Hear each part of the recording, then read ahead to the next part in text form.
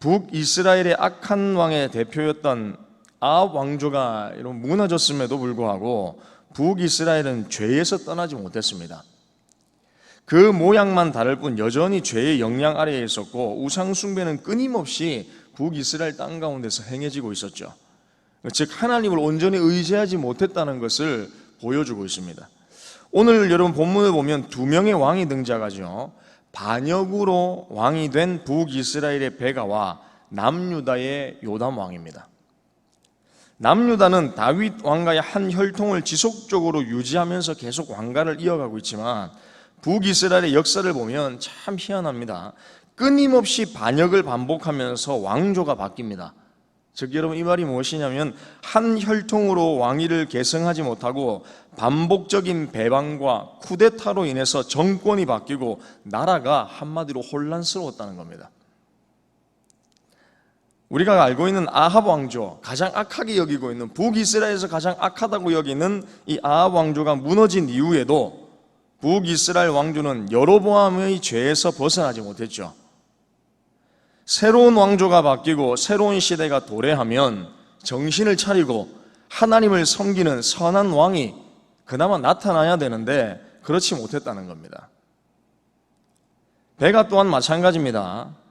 베가는 여로보암의 죄에서 떠나지 않고 악을 행하며 특히 아람과 동맹을 맺음으로 인해서 이후에 찾아오는 북이스라엘의 아수르 속박을 심화시킵니다. 결국 여러분 호세아 때에 북이스라엘이 멸망하게 되죠. 북이스라엘의 멸망을 더욱 초래하는 결과를 맞이하게 됐다는 겁니다.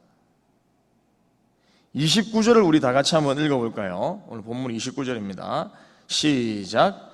이스라엘 왕 베가 때에 아수르 왕 디글랏 빌레셀이 와서 이온과 아벨벳 마아가와 야노아와 게데스와 하솔과 길르앗과 갈릴리와 납달리 온 땅을 점령하고 그 백성을 사로잡아 아수르로 옮겼더라. 여러분 베가의 통치 기간 중 6년째 되던 해에 어떤 일이 발생하느냐? 아수르가 쳐들어와서 그곳 주민을 그냥 강제 이주시켜 버립니다. 그의 불신앙적 태도가 북이스라엘의 멸망을 초래했다는 겁니다. 결국 여러분 그도 어떻게 되느냐? 베가 또한 어떻게 되느냐? 30절입니다. 우리 30절 다 같이 한번 읽어보겠습니다. 시작. 우시아의 아들 요담 제20년에 엘라의 아들 호세아가 반역하여 르말랴의 아들 베가를 쳐서 죽이고 대신하여 왕이 되니라. 여로보암의 죄에서 빠져나오지 못하는 북이스라엘이라는 나라는 끊임없이 반역에 반역을 거듭합니다. 배반에 배반을 거듭하고 쿠데타에 쿠데타를 거듭하면서 왕을 죽이는 일을 계속 반복적으로 거듭하죠. 여러분 이 말은 정서적으로도 정치적으로도 사회적으로도 신앙적으로도 어찌 보면 온전하지가 못한 나라였다는 겁니다. 그렇다면 여러분 정신을 차리고 하나님 앞에 엎드려서 하나님 우리를 도와주십시오 라고 왕이라도 정신을 차려야 되는데 그런 왕이 배출되지 못했다는 것이죠. 여러분 나라가 나뉘기 전까지 북이스라엘은 약속의 땅이었습니다. 하나님께서 허락하신 축복의 땅이고 기회의 땅이었죠. 그런데 지금은 어떻게 됩니까? 우상을 섬기는 이방 민족이 쳐들어와서 그들을 짓밟는 땅이 되어버리고 말았습니다. 그렇게 기회를 주셨지만 여로보암의 죄에서 돌이키지 못했습니다. 그리고 오늘 본문에 베가에 이어서 또 한 명의 왕이 등장하죠. 남유다의 요담 왕입니다. 이 요담 왕은 베가와 달리 오늘 본문에서 그를 이렇게 평가하고 있습니다. 34절과 35절 우리 다 같이 한번 읽어볼까요? 읽어보겠습니다. 시작. 요담이 그의 아버지 우시아의 모든 행위대로 여호와께서 보시기에 정직히 행하였으나 오직 산당을 제거하지 아니하였으므로 백성이 여전히 그 산당에서 제사를 드리지며 분향하였더라. 요담이 여호와의 성전의 윗문을 건축하니라. 아멘. 여호와께서 보시기에 정직히 행하였으나 라고 시작합니다. 일단 요담의 통치는 긍정적인 평가를 받습니다. 하지만 산당을 제거하지 않아서 다윗만큼은 하나님을 기쁘시게 하지 못했습니다. 이후의 평가에서 우리는 평가절하하는 모습을 때로는 느끼기도 하죠. 요담은 그저 그런 왕이구나라고 생각할 수 있다는 겁니다. 오늘 본문만 보면 그냥 그저 그런 왕으로 평가할 수 있지만 역대하 27장을 보면 요담은 굉장히 많은 일을 했던 지혜로운 왕입니다. 역대하 27장 3절부터 6절을 보면 요담이 했던 업적이 있습니다. 좀 길지만 우리 다 같이 한번 읽어볼까요? 3절부터 6절입니다. 시작. 그가 여호와의 전 윗문을 건축하고 또 오벨 성벽을 많이 증축하고 유다 산중에 성읍들을 건축하며 숲을 가운데에 견고한 진영들과 망대를 건축하고 암몬 자손의 왕과 더불어 싸워 그들을 이겼더니 요담이 그의 하나님 여호와 앞에서 바른 길을 걸었으므로 점점 강하여졌더라. 아멘. 그는 무엇보다 많은 성문들을 증축하고 예루살렘의 곳곳을 요새화시켰습니다. 그 당시 흉흉하던 국제정세 속에서 국방을 아주 튼튼히 했던 왕으로 지금 평가받고 있다는 겁니다. 그리고 전쟁에서도 큰 성과를 낼 만큼 나라를 견고하게 세웠던 왕이 누구냐? 요담 왕이었습니다. 그런데도 불구하고 역대기서의 수많은 성과는 삭제하고 열왕기서에서는 딱 하나 긍정적인 부분 35절 하반절에 이렇게 추구하죠. 요담이 여호와의 성전의 윗문을 건축하니라. 역대하 27장 2절에 이런 내용이 있습니다. 요담이 그의 아버지 우시아의 모든 행위대로 여호와 보시기에 정직하게 행하였으나 여호와의 성전에는 들어가지 아니하였고, 자신의 아버지 우시아에 따라 하나님 보시기에 정직하게 행하였지만 성전을 건축해 놓고 성전에는 들어가지 않았다라고 27장 2절에 이야기합니다. 여러분, 요담의 아버지 우시아가 어떤 일을 행했습니까? 정직히 행한 왕은 맞죠. 그런데 말년에 큰 실수를 하나 범합니다. 성전에서 제사장 직분을 침해하며 분향하려 했죠. 그 죄로 한평생 나병 환자가 되어서 별궁에 갇혀서 지내게 됩니다. 우시아가 이런 죄를 범하게 됩니다. 아마도 여러분 요담은 자신은 아버지와 똑같은 실수를 범하지 않으리라고 결심했던 것 같습니다.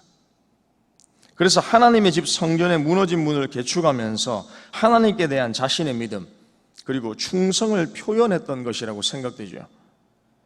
성전문을 잘 보수해 놓고도 그 안에 들어가지 않으면서 아버지가 성전에서 범했던 죄를 범하지 않기 위해 하나님께 근신하는 모습을 보였던 사람이 바로 요담 왕이었던 것입니다.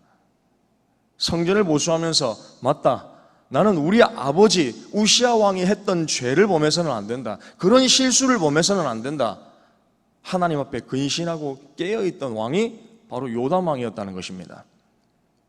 여러분, 앞에 살펴보았던 베가 왕과 요담 왕의 차이가 여러분 무엇입니까? 사랑하는 성도 여러분, 베가가 걸었던 길과 요담이 걸었던 길이 너무 다르죠. 한 사람은 똑같은 죄의 길을 걸었고 또 한 사람은 같은 죄를 반복하지 않으려고 힘썼습니다. 하나님을 떠난 통치는 심판을 초래하지만 근신하여 깨어서 하나님의 뜻을 따라 살기로 힘쓰는 사람에게는 하나님께서는 반드시 은혜를 베푸신다는 사실을 믿으시길 바랍니다. 그렇다면 오늘 저와 여러분들은 과연 어떤 길을 선택해야 되겠습니까? 베가의 길을 따라야 될까요? 요담의 길을 따라야 될까요? 근신하며 깨어있는 길을 따라야 되겠습니까? 아니면 반복된 죄의 길을 따르는, 습관된 죄의 길을 따르는 길을 선택해야 되겠습니까? 하나님께서는 똑같이 우리에게도 기회를 허락하십니다. 선택의 길을 우리 가운데 제공하십니다. 베가의 길을 따를 것인가? 반복된 죄의 길을 따를 것인가? 아니면 근신하여 깨어 있을 것인가? 정직한 길을 따를 것인가? 오늘 하나님 우리 가운데 말씀하고 계십니다. 사랑하는 여러분, 여호와 하나님께서 보시기에 정직한 길을 행하시기를 축복합니다. 그러므로 반복된 죄의 길이 아닌 여호와 하나님께서 보시기에 정직히 행하고 바른 길을 걸어감을 통해 하나님께서 우리 가운데 주시는 평강과 은혜가 저와 여러분의 삶에 충만하시기를 주님의 이름으로 축복합니다. 이 시간 화면에 나와 있는 두 가지의 기도 제목을 같이 읽고 기도하겠습니다. 시작. 습관적이고 반복된 죄의 길을 분별하고 거부하는 지혜와 용기를 주옵소서. 하나님 보시기에 정직히 행하는 길을 갈 때 주어지는 은혜와 평강을 맛보게 하옵소서. 아멘. 기도하겠습니다. 하나님, 베가 왕이 걸어갔던 반복된 죄의 길과 요담 왕이 걸어갔던 자신의 아버지가 실수하고 범했던 그 길을 걸어가지 않으려고 하나님 앞에 근신하고 깨어 있었던 그 길을 걸어가려 했던 모습들을 우리가 살펴보았습니다. 오늘 우리는 어떤 길을 걸어가야 되겠습니까? 하나님 앞에서 정직히 행하고자 하는 그 길을 걸어갈 수 있도록 주님께서 축복하여 주시옵소서. 반복된 죄의 길에 들어서며 어리석은 길 행하지 아니하도록 하여 주시고, 하나님께서 우리 가운데 주신 그 축복의 길, 온전한 기회의 길을 우리가 잘 활용하여서 하나님 주시는 은혜와 평강을 우리가 누리며 살아갈 수 있도록 주님께서 역사하여 주시옵소서. 정직히 행할 때에, 하나님의 통치와 은혜의 길을 따르고자 우리가 힘쓸 때에, 근신하며 깨어있을 때에 하나님이 주시는 놀라운 은혜로 말미암아 우리가 살아갈 수 있다는 사실을 분명하게 기억하며, 오늘도 주님 주시는 은혜와 평강을 누리며 살아갈 수 있도록, 그 은혜와 평강을 맛보며 살아갈 수 있도록 함께하여 주시옵소서. 감사를 드립니다. 예수님의 이름으로 기도합니다. 아멘.